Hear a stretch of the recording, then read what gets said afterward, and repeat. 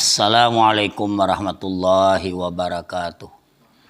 Alhamdulillahi rabbil alamin wa bihi nasta'in ala umurid dunya waddin wassalatu wassalamu ala asyrafil anbiya'i wal mursalin sayyidina wa maulana Muhammadi wa ala alihi wa sahbihi ajma'in.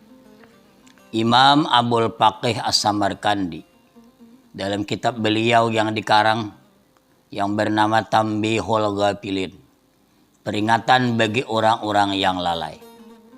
Siapa yang lalai? Seperti kita-kita inilah banyak yang lalai.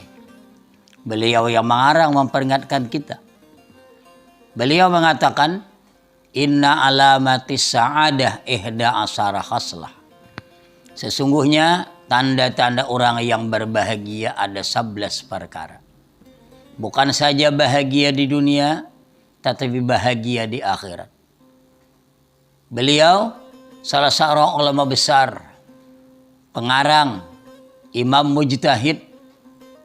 Beliau mengatakan yang pertama, ayakuna zahidan fid dunya ragiban fil akhirah. Adalah orang tersebut zuhud terhadap dunia, gemar untuk akhirat. Jadi zuhud itu sebagian ulama sufi mentakribkan istisgharu dunia wa mahwu asariha minal qalbi. Menganggap kecil terhadap dunia atau enteng atau remeh dan menghapuskan kecintaannya dalam hati. Jadi pengertian zuhud itu tidak bertentangan dengan kaya. Tidak mesti orang yang kaya itu tidak zuhud. Namun letaknya harta dunia ini di hatinya enteng. Murah saja. Sebagai praktiknya kalau dia mengamalkan apa yang disebutkan tadi. Dia sedang sibuk-sibuknya berdagang. Pelanggan datang. Membawakan uang. Tapi kalau sudah sampai panggilan azan Allahu Akbar, Allahu Akbar. Dia tinggalkan saja lagi. Ini murah. Ini kecil. Tidak berharga ini. Itu panggilan di musala yang mahal. Nah itulah pengertian zuhud dengan praktiknya. Silakan punya harta yang banyak dengan jalannya halal. Tidak bertentangan dengan zuhud. Ada cerita dalam hadis sahabat bertanya dengan Nabi. Satu pertanyaan. Ya Rasulullah, bagaimana agar kiranya aku dicintai oleh Allah dan dicintai oleh manusia? Nabi kita menjawab langsung. Karena wahyu daripada Allah. Jaka ulun ditakun itu hukma memikirkan. Apa jawabannya ini? Nabi kita itu tidak bertutur melainkan wahyu daripada Allah. Bagaimana ya Rasulullah agar aku kiranya dikasihi oleh Allah dan manusia kasih kepadaku? Singkat jawaban Rasulullah. Izhad fid dunya yuhibbakallah wazhad fima fi aidin nas yuhibbakan nas. Zuhudlah kamu terhadap dunia, niscaya Allah mengasihi kamu. Jadi kalau kita zuhud terhadap dunia, enteng perintah Allah yang kita utamakan. Umpamanya seperti tadi sampai panggilan aja, dia tinggalkan lagi. Niscaya Allah mengasihi kamu. Bagaimana aku dikasihi manusia? Wazhad bima fi aidin nas yuhibbakan nas. Zuhud kamu terhadap harta yang dimiliki orang. Walaupun tetangga kita kaya, tidak ada kita mengharap bantuan orang. Tidak menilik, tidak ada bermaksud minta bantuan. Ya silakan mereka punya harta. Tapi kita tidak ada menilik apa yang ada pada tangan mereka. Niscaya mereka kasih kepadamu. Coba rasakan saja, andai kata kita kaya, tetangga kita miskin, tidak pernah berhutang, tidak pernah meminjam, tidak pernah meminta. Tetap dia sendirian. Pasti orang yang akalnya sehat, cinta, kasih dengan orang itu. Nah, itu baru satu supaya habis 11 ini. Yang kedua, ayakuna himmatuhul ibadah. Adalah keinginannya girang bersemangat dalam beribadah. Jadi beribadah itu jangan rasa kuler. Rasa bersemangat, bergairah. Bila kita tuh beribadat, bergairah, bersemangat walaupun lawas. Tidak terasa. Saya dapat mencontohkan atau baca dalam satu kitab seorang wali perempuan Rabiatul Adawiyah.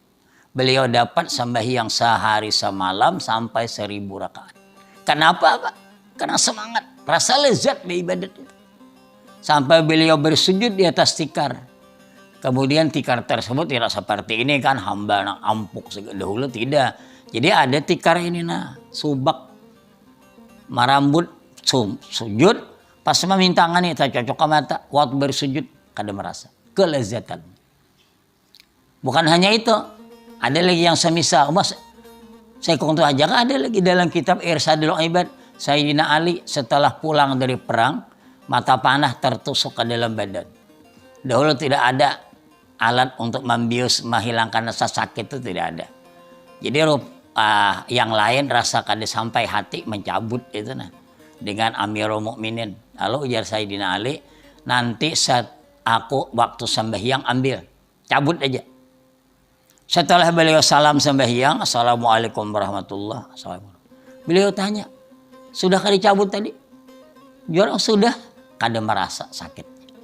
Begitulah kehusukan, kelezatan dalam beribadah. Nah, jadi yang kedua, orang berbahagia itu bergembira, ibadah itu senang. Jangan rasa terpaksa. Yang ketiga, khillatul qawli fi ma la yuhtaju ilai. Sedikit bicara yang tidak berfaedah. Salah satu daripada cabang-cabang pelajaran tasawuf kita temukan as-sumud. Itu dalam kitab yang kandal-kandal, yang tebal-tebal. Kalau dalam kitab Risalah Qusairiyah itu hampir 50 judul. Jadi apa itu sumut? Pendiam. Yang tidak berfaedah. Tapi ada kadang-kadang kita jangan diam. Mesti kita berkata, mesti kita membela, bukan semuanya diam. Kalau kawan kita di hadapan kita dizalimi orang, wajib kita berkata, wajib kita membela. Kalau kawan kita dihinakan orang, kita diam saja, kita nanti di hari kiamat dihinakan oleh Allah. Jadi diam itu ada selamanya. Ada tempatnya kita berkata. Ada tempatnya kita diam. Ya ini tadi pendiam. Ujar Rasulullah, man kasura kalamuhu kasura saktuhu. Man kasura saktuhu kasura zunubuhu. Man kasura zunubuhu pannaru aulabi. Siapa yang banyak perkataannya, maka banyak jatuhnya. Maksudnya tersalah pandir. Siapa yang banyak jatuhnya atas salahnya, banyak dosanya. Siapa yang banyak dosanya, nerakalah tempatnya. Begitu Rasulullah. Kada langsung masuk neraka. Beliau katakan dulu banyak salah, banyak dosa, masuk neraka. Yang keempat, alamat orang yang berbahagia ayakuna muhafizan ala salawatil khamsi. Adalah dia orang yang benar-benar memelihara sembahyang 5 waktu. Sibuk, tidak ketinggalan. Sakit tidak ketinggalan. Bermusafir tidak ketinggalan. Benar-benar tiang agama ini tidak akan ditinggalkan. Bagaimanapun keadaannya. Sampai Rasulullah wasiat terakhir. Sudah dalam keadaan hampir menghembuskan napas terakhir. Usikum bisalah. Kuwasiatkan kepadamu sembahyang. Kuasikan sembahyang. Walaupun kita di rumah sakit. Beimpos. Tetap hubungan dengan Allah jangan putus. Bagaimana mampu kita? Tidak dapat berdiri, duduk. Tidak dapat duduk, berbaring. Tidak dapat berudu, tayamum. Tetap dikerjakan, tidak boleh putus hubungan dengan Allah. Nah ini memelihara sembahyang 5 waktu. Yang kelima, alamat orang yang berbahagia ayakuna wara'an fima qalla au kasura minal haram. Adalah dia orang yang apik. Apik warak terhadap barang yang haram. Baik banyak ataupun sedikit. Sebab yang haram itu nantinya akan menghalangi ibadat kita diterima. Biarpun ibadat kita itu sah, tapi belum tentu makbul. Tujuan terakhir bukan kita sah, tapi doa kita Rabbana taqabbal minna. Ya Allah terimalah daripada kami. Rasulullah mengatakan, sehingga dengan hadis itu timbullah fatwa ulama. Sesuai dengan hadis. Rasulullah mengatakan man shalla fi saubin bi asyrati dirham wa fiha dirhamun min haram lam tuqbal lahu shalah. Siapa yang sembahyang memakai kain seharga 10 dirham. 1 dirham termasuk uang yang haram. Sembahyangnya tidak diterima. Nah dengan adanya hadis itu fatwa ulama di dalam kitab Sulamut Taufiq Sarah Mirkatus Suudi Tasdiq. Ujar ulama mengatakan man shalla syaratnya ama itu diterima, dua macam lagi. Wasurit ama marra liqabuliha ayak sudah biha wajhallahi ta'ala wahdahu. Jadi kalau dalam mau pakai diteliti cukup rukun, cukup syarat, menjauhi yang membatalkan, dilengkapi dengan yang sunat-sunatnya sah sudah. Tapi pandangan kita tasawuf dua lagi. Semata-mata niatnya tunggal karena Allah semata-mata. Jadi biarpun benar tapi karena Allah. Satu lagi wa ayyakuna ma'kuluhu wa malbusuhu wa makanuhu halalan. Dan hendaklah pula makanannya yang jadi darah daging. Ini nambah ibadat karena berdiri, rukuk, sujud, bergerak nih. Makanannya, pakaiannya, tempat dia beribadat halal. Barulah makbul. Di dalam kitab Jawharul Mawhub wa Munabbahatul Qulub ada cerita singkat. Ibrahim bin Adham bermimpi pada suatu malam. Turun dua orang malaikat dari langit. Lalu malaikat tadi berpandir. Siapa yang ini? Ini Ibrahim bin Adham yang zahid. Orang yang zuhud. Tapi sekarang doanya terhalang. Tidak naik ke langit. Takajud sidin. Kenapa? Karena 2 butir kurma termasukkan dalam tubuh yang belum halal. Lalu sidin mengatakan, apa ini? Oh, manukar kurma di Makkah. Jadi waktu anak manukar tuh marasai kayak kita nih. Genanan dirasai tadi. Dihalalakan orang atau nama ambil yang sudah ditimbang. Soalnya kada kayak itu. Pokoknya kada halal lah belum. Itu sebabnya. Berangkat sidin dari Baghdad ke Makkah menuju. Cari orangnya. Lawas mencari. Sakanya ketemu kabar sudah meninggal. Cari asabahnya. Cari lagi. Baru ketemu. Akhirnya dihalalkan oleh ahli warisnya. Pulang ke Baghdad. Jadi perjalanannya dalam kitab itu ceritanya 1 tahun. Tidak seperti sekarang ini mudah.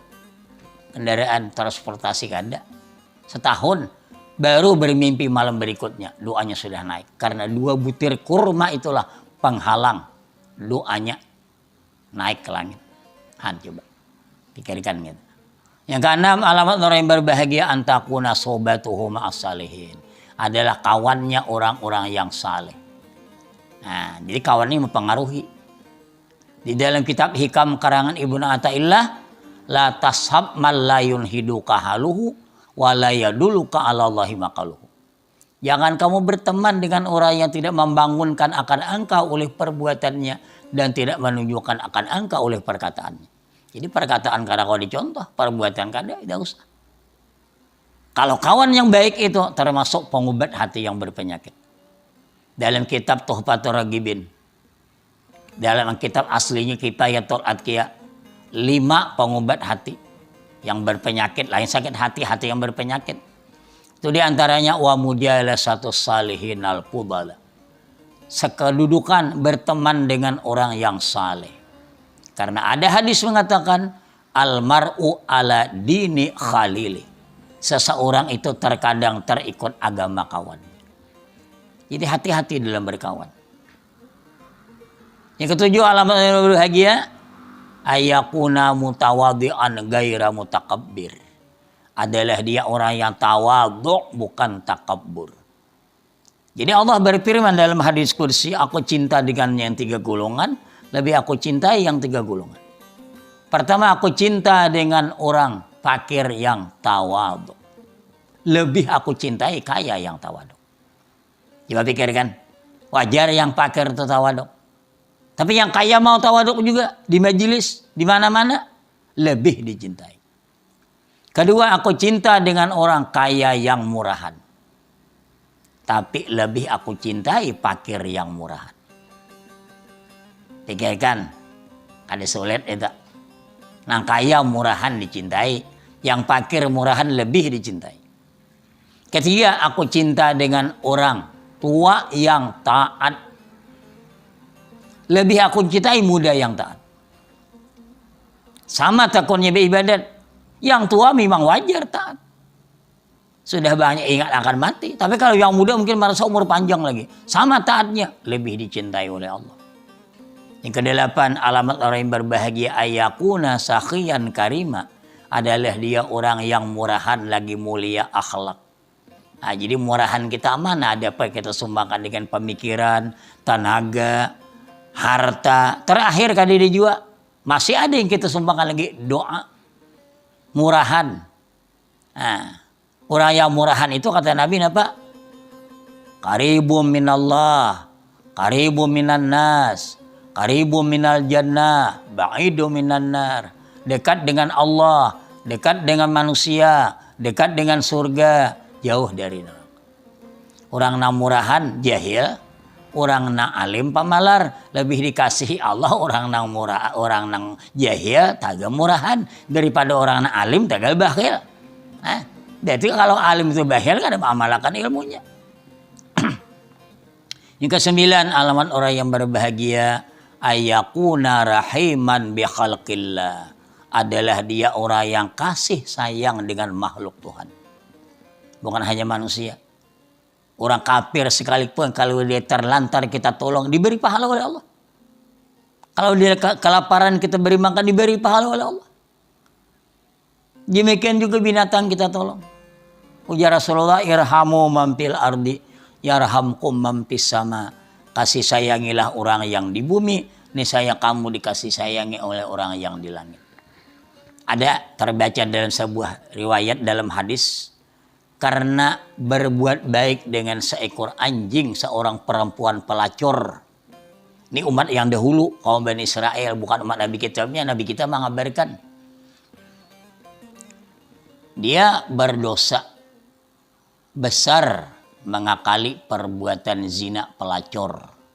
Tapi pada suatu hari melihat anjing terangah-angah kehausan di padang pasir yang tandus. Sehingga dia ingin menolong. Bagaimana menolong? Caranya lalu dilapaskannya hop, kayak model sepatu tinggi itu nah. Hop. Lalu tenggelamnya sumur, colok, negakan ke tabik.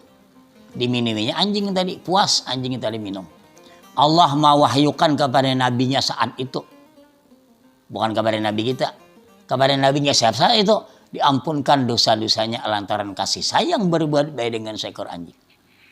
Nah, cuma dalam pakai asal jangan anjing itu yang gila dan atau anjing yang menggigit. Kalau anjing peliharaan itu biar aja dikalahkan manusia anak kada sambehyang, boleh air nang pacang diuduakan diberi minum makan ke anjing peliharaan daripada orang nang Islam nang kada sambehyang, biarnya kehausan. Ada lagi Imam Ghazali dalam kitab Nasaihul Ibad, setelah beliau wafat orang bermimpi dalam taman surga. Tahu tanya apa yang diperbuat Allah dengan engkau? Pernah waktu mengarang hinggap lalat di mata pina, lalu beliau bertahan. Setelah itu menulis, beliau mengira ini lalat ini mau minum kehausan ini. Setelah itu kembali mengarang. Nah, dengan kebaikan kau dengan seekor lalat, Allah mengatakan kau ampuni kesalahan. Bawa hambaku ini ke taman surga. Imam Ghazali. Nah, lawannya bengis, dakhalatim ra'atun nara pihiratin habasat hatamatat. Itu hadis. Masuk neraka seorang perempuan lantaran mengurung seekor kucing tidak diberinya makan sampai mati. Jadi ada akibat binatang lalat, dengan itu keampunan Allah. Dengan seekor anjing diberi minum dapat keampunan Allah. Dengan seekor kucing yang dikurung kemurkaan Allah berakhir masuk neraka. Yang ke-10 alamat orang yang berbahagia ayakuna nafi'an lil khalqi, adalah dia orang yang bermanfaat bagi orang lain. Ada dicari, ada bermanfaat, tidak ada dicari. Itulah Rasulullah mengatakan khairun nas ampa'uhum linnas. Manusia yang paling baik adalah orang yang paling bermanfaat dengan orang lain. Nah, ini hal hikmat mengatakan, bukan hadis lah, apalagi Quran dia ada. Wahai anak Adam, kamu dilahirkan dalam keadaan menangis, dan manusia di sekelilingmu tertawa gembira. Berjuang kamu agar pada hari kematianmu mereka lagi yang menangis, pada hari kematianmu kamu tertawa gembira. Datang kita nangis, benajis, telanjang. Walaupun demikian, sekeliling keluarga kita gembira, malah ada yang bersujud syukur. Nah sekarang kita datang ke dunia, kita nangis, orang tertawa. Berjuang kita. Pada hari kamu diosong ke kubur, biarlah mereka yang menyapu air mata menangis perjuangan kita. Jadi tangisan itu ada yang haram. Seperti merobek-robek kantong baju, meronggut-ronggut rambut, berhampas-hampas, itu haram, ada boleh itu. Tapi kalau menetes air mata, berlinang, Rasulullah pun pernah berlinang air mata ketika wafatnya anak beliau yang bernama Ibrahim. Jadi ada dihabarkan kepada Nabi, seorang itu meninggal, keluarganya berlinang air matanya. Itu Rasulullah mengatakan itu tandanya orang yang kasih sayang dia. Jadi berjuang kamu, biar pada hari kiamat diantar ke kubur, mereka menangis. Sekian santri yang menangis. Sekian masyarakat yang meneteskan air mata. Berpulangnya ke rahmatullah perjuanganmu. Nah tapi pada kematianmu, kamu sendiri diberi kabar oleh malaikat. Jangan takut. Jangan sedih. Diperlihatkan gambaran nikmat surga yang akan diterima. Kamu gembira. Jangan keduanya. Kamu datang menangis, pulang menangis.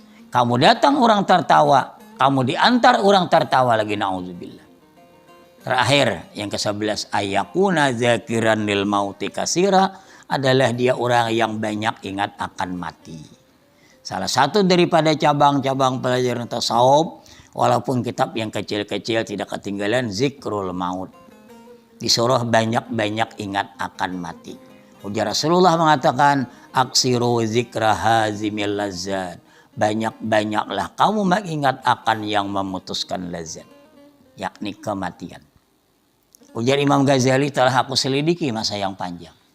Kenapa manusia itu malas beramal? Suka menunda-nunda. Nanti-nanti saja. Oh, sekalinya dapat jawabannya. Satu saja jawabannya. Dia menyangka umurnya masih panjang. Padahal kita disuruh beramal untuk akhirat seakan-akan mati besok hari. Wa'mal li akhiratika ka'annaka tamutu ghadan. Demikianlah pertemuan kita hari ini. 11 perkara tanda-tanda orang yang berbahagia.